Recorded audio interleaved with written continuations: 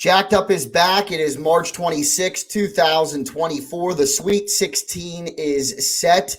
Major League Baseball opening day in just about 48 hours or so, and a whole lot of other news to get into. Who better to talk to about it all than from the Pittsburgh Post Gazette, my good friend Noah Hiles, joining the show now. Noah, thanks for taking some time.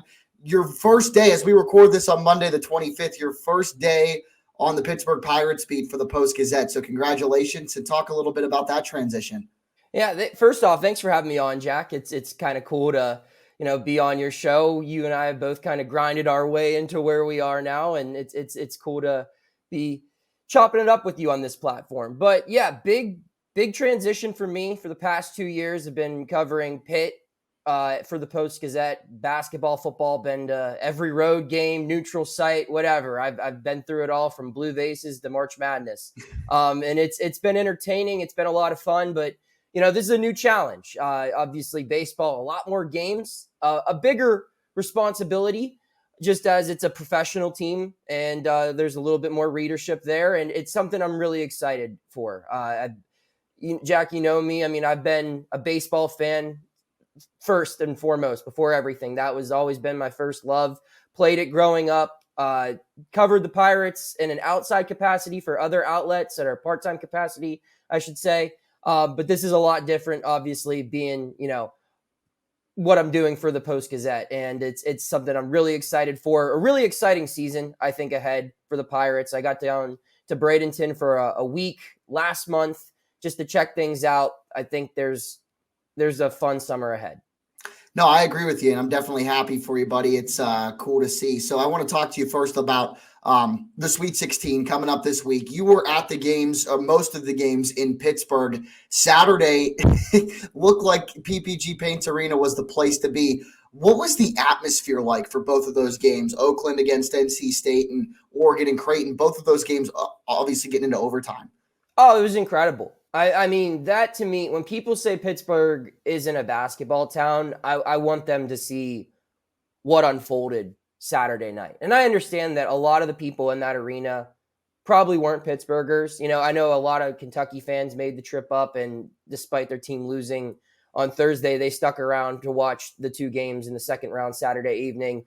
NC State was well represented, as were Creighton, and Oakland even had a lot of fans, and Oregon had some people there as well. But it was, of all the basketball games that I've covered, and I've covered, sold out crowds at the Oakland Zoo, which can be one of the, at the Peterson Event Center, which is one of the more ruckus, arenas in the ACC. I've covered March Madness before, ACC tournaments, things of that nature. Those were the two loudest crowds I've been in. And it was an electric atmosphere. And I think it all kind of unfolded perfectly, right? I mean, you had probably the two biggest individual storylines as far as players on the court that weekend. You had Jack Oakey, and then you had DJ Burns. Yep. And those are the two stars right now of March Madness. And both of those guys are in Pittsburgh. You have the number one Cinderella of March Madness, arguably. And the other big Cinderella of March Madness was located in Pittsburgh, playing in Omaha, but they would show Duquesne's games on the screen during media timeouts. And it felt like you were watching them play right in front of you as well. So it just felt like you were kind of in the epicenter of the first weekend, the headquarters, I could say, of March Madness for the first weekend. Exciting games, exciting individual performances, really everything you could ask for as a host venue. Yeah, it's a good way to put it. The headquarters, it really seemed like everything exciting and everything storyline based was flowing in and out of Pittsburgh, which was awesome to see. How's your bracket holding up? I've got 3 of my final 4 still alive. I'm in dead last pretty much in every single pool. I just didn't do well in the first round. I've tried to explain to, the more casuals in our group, it's like the first round matchups do not mean anything. If you keep your Elite 8 alive, you keep your Final 4 alive, you're going to be sitting pretty. I think I've got 6 of my Elite 8 still, and 3 of my Final 4. So I'm doing okay in that sense. It's a very chalk bracket when you look at it. I mean, all of the 1 seeds are alive, all of the 2 seeds are alive. And I believe 3 of the 3 seeds are alive. And, at this time last year, that was not the case at all. And it's really shaping up to look like we're going to have the best teams in the country available later in the tournament, which is, again, been a rarity in recent years. So That's kind of what I had picked. So yeah, my bracket's doing all right. How about yours? Yeah, it's okay. I think I have all four of my Final Four teams and my main one still around: UConn, Houston, North Carolina, and Creighton. And I picked some of the upsets, like, being a Pittsburgh guy, I picked Duquesne to win a game. I picked Yale over Auburn. I was pretty fired up about that. And then I had James Madison in the first round, but I feel like I got a little too upset happy. Like I picked Long Beach over Arizona. I picked Charleston over Alabama, out here in the Ohio Valley. Bryce Butler used to play at West Liberty, so he's at Charleston now. So I picked them to win a game. I think I just got a little bit too greedy with the idea of upsets. So I just, like you, I didn't do very well in the first round.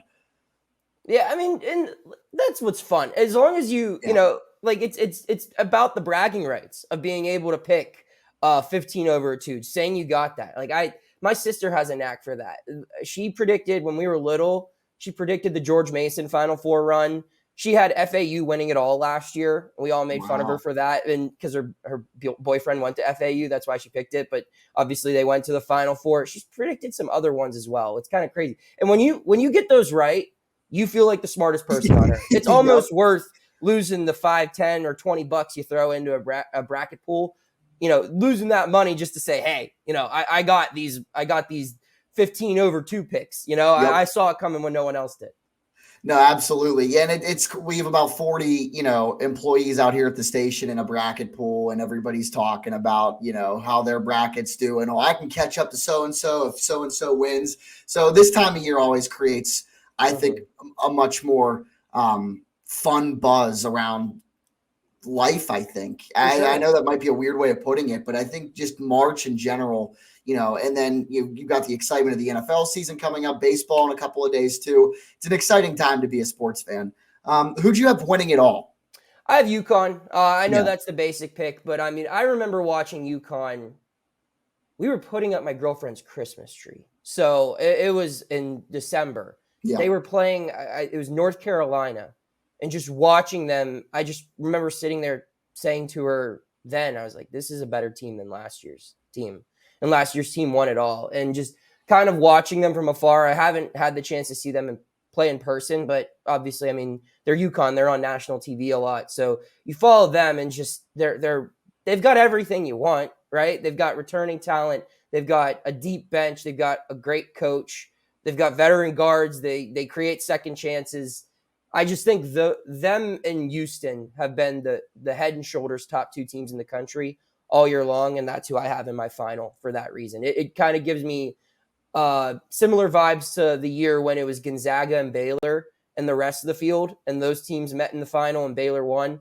That's kind of how I viewed this field, where there are 2 teams where if my life was on the line, it was those 2 are the field. I would ride with those 2 teams 10 out of 10 times. Yeah, I'm the same way. I picked UConn to win it all. I filled out 3 brackets, and normally in years I fill out 3 or 4 or whatever, and I have 2 maybe or 3 different national champions. I picked UConn in all of them. I mean, I don't know how you can't. They're the number 1 overall seed for a reason, and I feel like like you talked about, they're elite veteran guards. You've got Klingon down low, like anything that these other 1 seeds do well. Like, obviously, Purdue's got Zach Edey, who's the elite big guy across college basketball. A potential matchup with them, like Klingon, I feel like can match that, competition with Edey. And then, a potential matchup in the Final Four with North Carolina. They've got some veteran guys as well. So does UConn. So I feel like they not only are they more talented than last year's team that won it all, I think they match up better with the other talented teams, which just for me makes it so hard to pick against them. They're the only team in the country that I think would never have to double team anyone when they face someone. They would never, like, you watch like how teams attack Purdue with Zach Edey and how they have 2, 3, and I mean even lesser teams like you watch how teams defend DJ Burns on NC State or Filipowski on Duke. You account multiple people on defense for that one specific matchup. UConn doesn't have to do that. They have a player that can match up with anyone from, a lethal outside shooter to a guard that can get to the rim to the most dominant big man in college basketball. Like I said, I mean, if it's Purdue, UConn, Klingon is I understand that Edey has been more successful, but Klingon, you can make an argument, is actually like the better overall player. And so they wouldn't have to double him in the low post or anything like that. And that's when you can play just 5-on-5 and not have to help out a ton. And that takes away outside shots, that takes away space for, a bad bounce, giving an easy second chance. There's just so many things that UConn has to his advantage with its depth. Absolutely. Do you see, as you look at the bracket, you've got UConn against San Diego State, Houston against Duke, Purdue, Gonzaga, and North Carolina, Alabama.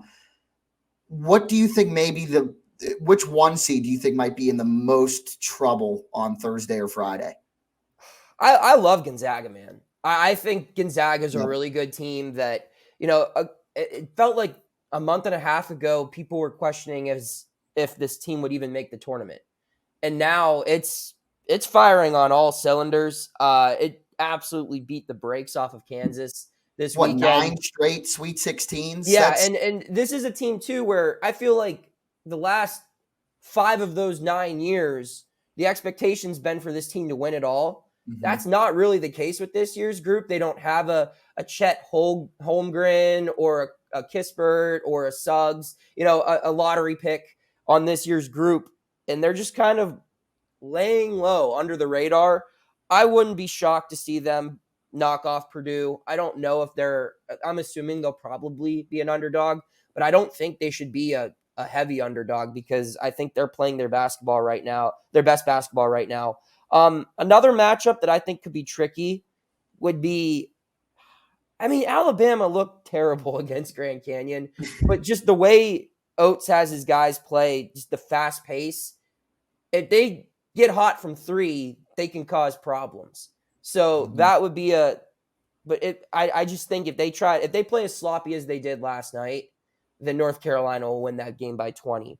The UConn matchup doesn't concern me at all. Houston Duke is, I guess, a little intriguing because Duke looked really good against James Madison. I just don't think Duke has the toughness to go toe-to-toe for 40 minutes with Houston. I think they did a really good job bullying Vermont and James Madison, but I think that team has showed over the past 2 seasons when you smack it in the mouth, it doesn't necessarily come with a counterpunch super fast. So that's why I kind of like the 2 bottom matchups here. Alabama, if they go scorched earth from the field, North Carolina could be in trouble because I just don't think any team in the country really has the firepower to kind of match their pace. And Gonzaga, I would argue, is playing probably the most dominant basketball in this bracket with the exception of UConn. Yeah, and, you being on the Pitt basketball beat the last couple of years, you've been right in the thick of the disrespect, not just Pitt has gotten by the committee, but the entire ACC has gotten by the committee. And we sit here, on Monday before the Sweet 16 and, the ACC's got 4 of the 16 in the Sweet 16. I'm not even going to ask you if that surprises you because you've covered the conference and I'm sure it doesn't. But what is with this selection committee and the constant disrespect for the ACC? Because again, they've got a 25% of the remaining teams left, in the tournament. You want to, and this is something that I feel like a lot of people aren't pointing out. If you want to blame someone for the ACC disrespect, point the finger at Louisville, point the finger at Notre Dame, point the finger at Georgia Tech, point the finger at Boston College. Because those bottom tier teams have been so bad in the start of the season. And you've got programs like Louisville and Notre Dame who have been very good before. Really good. Yeah. Like you look at what happened 2 years ago, right? In 2023 for that tournament. Louisville was the worst team in the country. And so not only is it losing to mid-majors in non-conference play and ruining its Ken Palm, its net, which in return hurts the rest of the league because it's a quad 4 matchup guaranteed for all the other 14 teams that, teams in the Big 12 and the Big East and the SEC, they don't have a quad 4 opponent in their league. I guess the Big East does with DePaul, but the other leagues, they don't. So Louisville, but then on top of that for Louisville, because of its, respected program, it gets invited to these Maui Invitationals or Battle for Atlantis, these high-profile non-conference Feast Week events where it plays a ton of high-profile Power 6 teams, and it gets absolutely waxed. And that, again, hurts the conference as a whole because it goes against the conference record and head-to-head against other Power 6 leagues, and it kills you in the metrics. So when Louisville starts off poorly, when Notre Dame starts off poorly, and Georgia Tech and Boston College, and again, those three other teams, I mean, Notre Dame finished semi-strong compared to how it started. And so Boston College, performed admirably, I thought, in the NIT this year, and Georgia Tech had some big wins. But when I say starts off poorly, I mean when you play the Citadel and you only win by 4 points. That doesn't happen in other leagues. Most of these teams who schedule cupcakes like everyone does in, the beginning of their year, you got to win those by 10 or more. Otherwise, it hurts your whole league because it makes your conference look weak when you have 3, 4, 5 teams coming in as a quad 3 opponent for home or road games, or quad 4 opponent. So that's what the ACC's had to deal with. Now, is that a proper indictment of the whole conference? Absolutely not. It just shows there are flaws in the way the committee evaluates things. There's a flaw in the metrics that go into how you determine who is playing the best basketball and who isn't. Even a team like Pitt, who didn't start well, and it had this one thing going against it, despite a whole bunch of other things building an argument for it to make the tournament, it had one thing going against it. And some of those things, even in that metric, the out-of-conference strength of schedule, were going against, was out of its control. It didn't know West Virginia was going to have the season that it did. When it scheduled that game, it thought Bob Huggins would be the coach. It thought it would have all those players who weren't around anymore. And if Pitt wins against that team in Morgantown, that strength of schedule looks a lot better. It didn't know. I mean, it signed up in an event to play in Brooklyn with 2 teams that made the tournament. It only got to face one of them and it lost. It didn't get a shot at the other one. It didn't know Missouri was a tournament team in 2023. And it comes in, and again, Pitt has to win that game. But even if it loses and Missouri just doesn't finish dead last in the SEC, that impacts the Panthers. And again, you can fix that by beating those teams. Pitt's not completely faultless here. But it's just the metrics kind of got in the way, I think, for the second straight year. Last year, I kind of understood it a little bit more because Louisville was so bad, and I thought a lot of the bottom tier teams in the ACC were really, really bad. But this year, I mean, it just goes to show, Syracuse was a decent team that I feel like on a good day could have did exactly what NC State did in tournament week. Pitt, Wake Forest. Those are teams when you watch, how different are they from New Mexico, from Colorado State? And obviously Virginia is going to get the brunt of the jokes, but it's interesting. Obviously, none of this is perfect. They created the net to make it more fair, I guess, for the mid-major schools to get at-large bids, which I'd like to see, because you see some of these teams like Dayton who deserved an at-large bid. And there are plenty of other examples as well. But they can't be in a position to absolutely manipulate the metrics like they did, like some leagues did. And you leave out teams who, Power 6 exists for a reason. Those teams have the better resources, which means they can recruit better players, and they're playing day by day better teams once conference play starts. And that needs to mean something. And if you look around, the 2 most successful teams in this tournament or 2 most successful leagues in this tournament, I should say, have been the Pac-12 and the ACC. And those were by far the 2 most, and the Big East has also had a lot of success. Those of the Power 6 leagues were the 3 most disrespected. They were the bottom 3 of the Power 6, and they've been the 3 best. Yeah, there's a lot obviously that goes into it with the metrics and these new rankings. So it's good for you to be able to provide some insight on that. As you leave the Pitt beat, couple of basketball players leaving the program, Federico, Will Jeffress. Where does Pitt go from there? And ultimately, what do you think went into the decision for those two guys to depart from the program and enter the portal? I mean, first things first, I think Pitt fans get the impact that both of these guys had. I mean, Will Jeffress is a guy who was there from the thick of the worst times and stuck it out to being a key piece on this last year's team where, albeit he was the third guy off the bench, but he made an impact in some of this team's big wins this year. He made a huge difference in the West Virginia win. He made a huge difference in the Wake Forest win. And those are two games that I think, Pitt wouldn't even be close to the bubble if it hadn't won those games.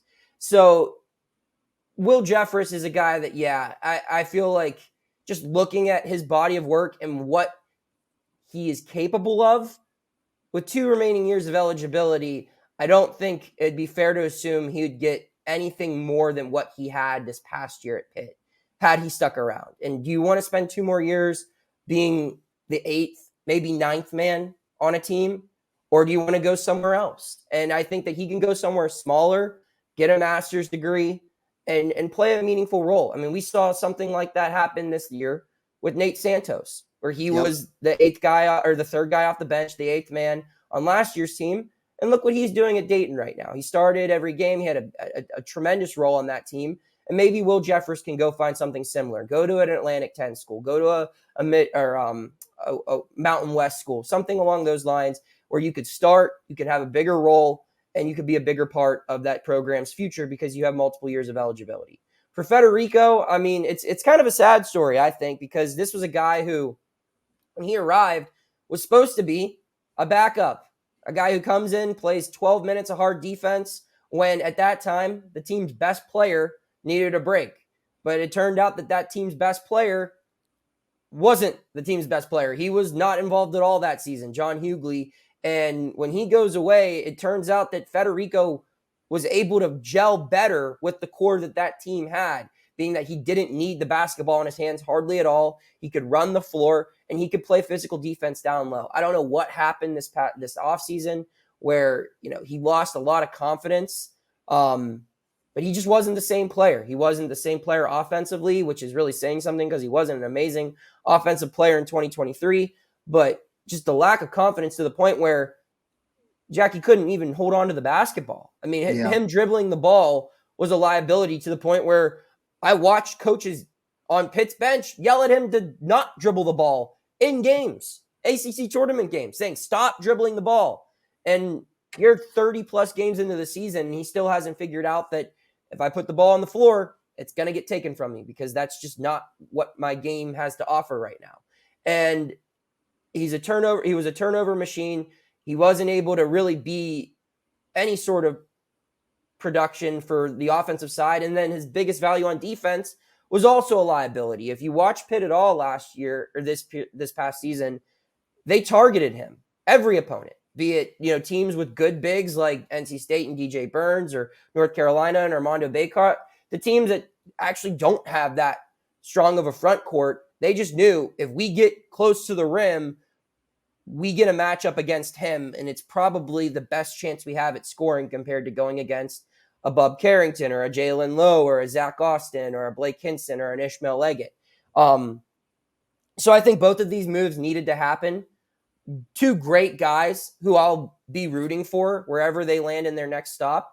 And it's a tough thing to say, in today's world of college basketball, everyone kind of has a numeric value attached to them. And you look at a player like Federico and it's, okay, can we go get someone better than him for $50,000 in the transfer portal, which is well within Pitt's NIL budget? And the answer to that question is yes. So go do it. He's had 2 years to prove himself.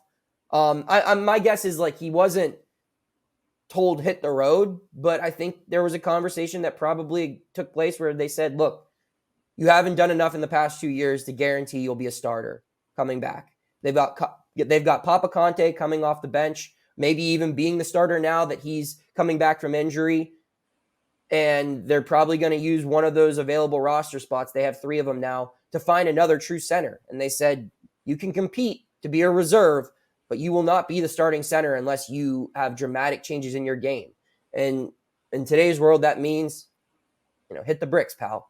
And again, you don't say that directly unless you're, Deion Sanders or somebody, but that's just kind of the world you live in college basketball. And you can go find production that's better than what those two gave you in the transfer portal for a very fair price. You owe it to your program to go do that.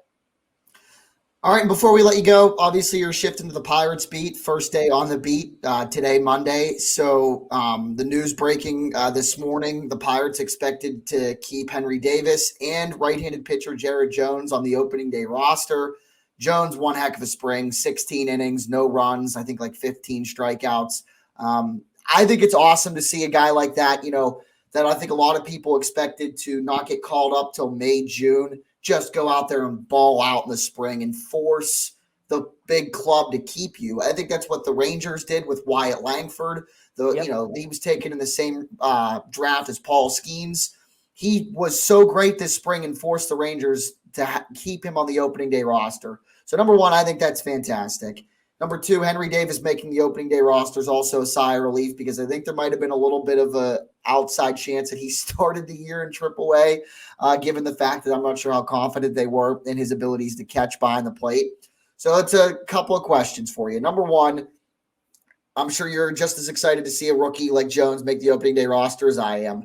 Number two, Henry Davis, I expect him to catch maybe even on opening day. And number three, how many wins you see the Buccos getting this year? All right. Well, we'll start with Jones. I agree. I mean, Jones and Davis can actually be answered together because this is what teams trying to win baseball games do, Jack. You put your best 25, 26 out there on opening day. And I know the argument, well, why didn't they do it with Skeens? What's the difference between Skeens and Jones? The difference is Skeens pitched 5 games in the minor leagues last year, or Jared Jones pitched a full season and has a lot more experience building up to this, where I don't think they're going to delay Skeens a ton either. It's just they needed to get him some reps. Whereas and Jones, I think a lot of it too, on my first episode, I talked to Alex Stumpf, and he was stressing the fact that, he still needs to get used to pitching in a 5-day rotation because it's a different animal in college. And Jared Jones has been in the system a couple of years. He's obviously used to that. And I don't think it'll take Skeens much more time to get used to. Yeah. That makes sense. And that's exactly it. Where, and that was my point with Jones, is Jones has checked those boxes.